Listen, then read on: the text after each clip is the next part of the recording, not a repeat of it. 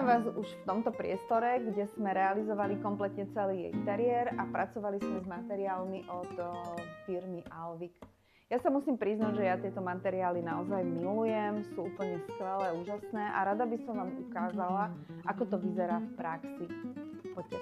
Tento konferenčný stolík je vytvorený vlastne z materiálu porcelán 03 Silver. Je v prevedení gloss, to znamená, že má lesklý povrch. A tento istý materiál je použitý aj na tejto televíznej komode, aj na jedálenskom stole.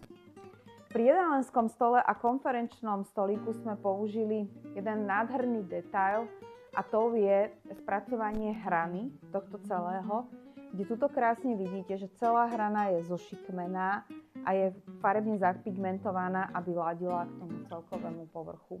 Tuto je konkrétne Velasquez a potom je tu použitý matný povrch Arena SM, ktorá je veľmi elegantná a matná a dotvára kompletne celý ten dojem.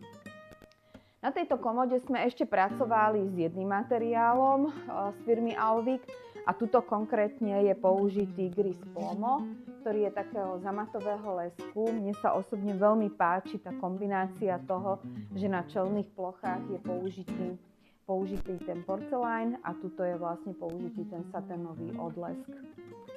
Celkovo to pôsobí na mňa veľmi elegantne, veľmi vyrovnane a naozaj tieto materiály nám ponúkajú úplne úžasné možnosti a prevedenia. Tak skúste to sami tiež.